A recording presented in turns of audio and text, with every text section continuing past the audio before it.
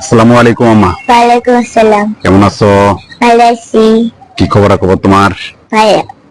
বলো, কি যেন বলতে চাইছিলা? কোন দিন ছিল তোমার? মামা, তুমি আমার ভাই ইব্রাহিমকে বেশি ভালোবাসো নাকি আমাকে?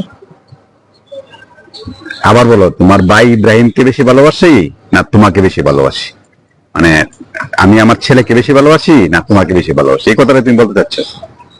বিষয়টা হচ্ছে, আম্মা তোমাকে আমি বলি, তুমি যখন ছিলা গত 3 বছর, 3 বছরের কথা আমি বলতেছি।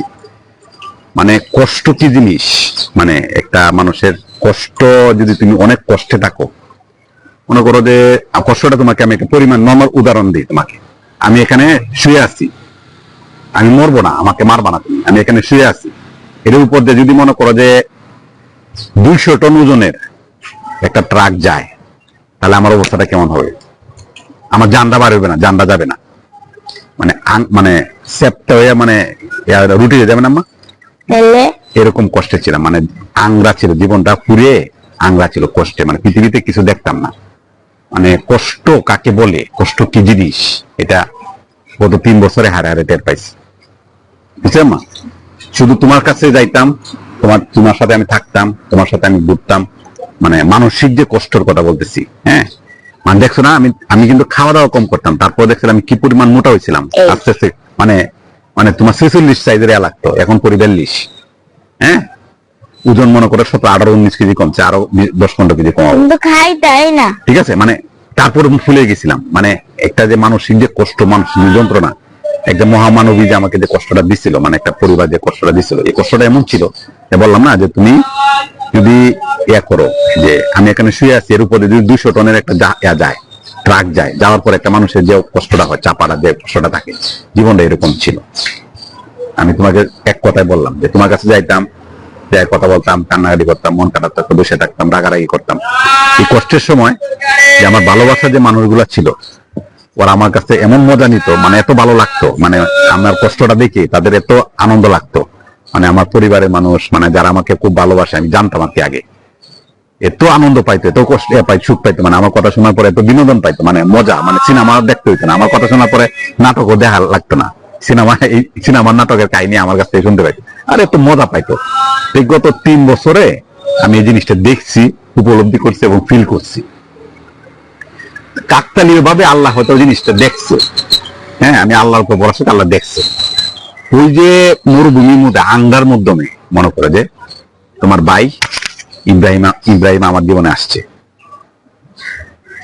ইব্রাহিম যখন আসছে, তখন ধরো আমি এখানে শুয়ে আছি, ইব্রাহিম আসার পরে আমার যে অবস্থাটা হয়েছে, আমি এখানে শুয়ে আছি, 200 টনের ট্রাকটা আসতেছে, আমি দেখছি।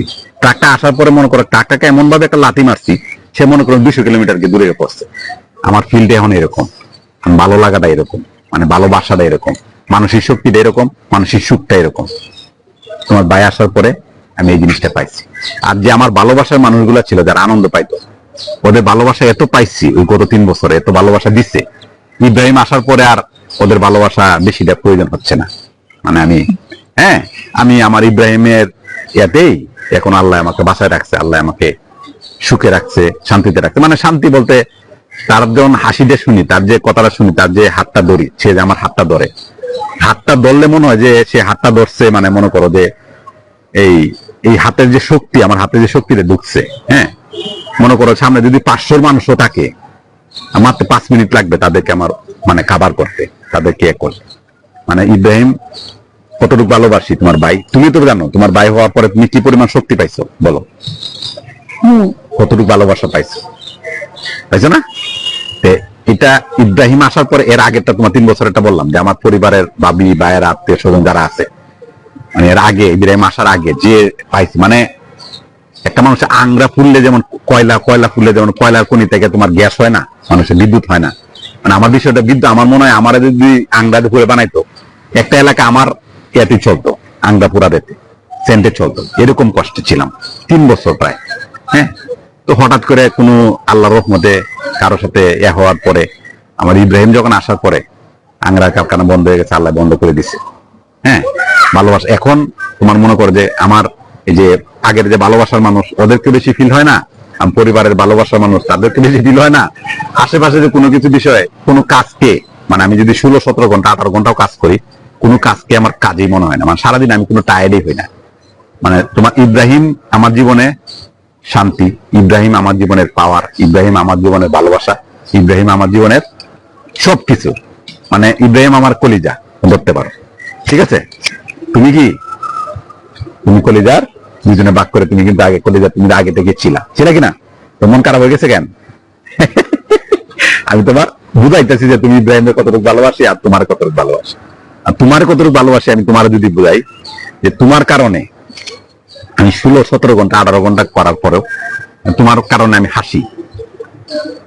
তুমি আমার হাসির কারণ, তুমি আমার ঘুমের কারণ, তুমি আমার মানে কথা বলার কারণ, তুমি আমার মানে বাচ্চা থাকার কারণ। যখন এই যে ট্রাকটা উপর দিয়ে যাইতো, 200 টনের যে ট্রাকটা উপর দিয়ে যাইতো, ওইটার থেকে বাচ্চা উঠতাম শুধু তোমাকে দেখে। বাচ্চা রয়েছি তখন, তুমি আমার বাসায় রাখছো। তুমি যদি বাসায় না রাখতা তাহলে ইব্রাহিম আসতো না। তুমি হচ্ছে আমার বাসায় থাকার কারণ, তুমি আমার বাসায় রাখছো তখন এই 3 বছরের মধ্যে, তুমি আমার বাসায় রাখছো। তুমি বাসায় রাখার কারণে তোমার ইব্রাহিম আসছে, তোমার ভাই আসছে, তখন আমি শক্তি পাইছি।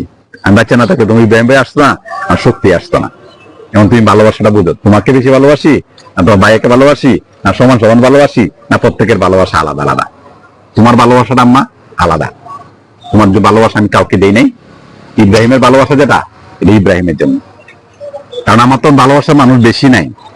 ইব্রাহিম, তুমি আর তোমার মামুনি, আর আমি তো নানুরে ভালোবাসি, কিন্তু নানু তো তোমার আমার ভালোবাসেন, ঠিক না? ভালোবাসার মানুষ আমার খুব কম, ভালোবাসার মানুষ কিন্তু আমার খুব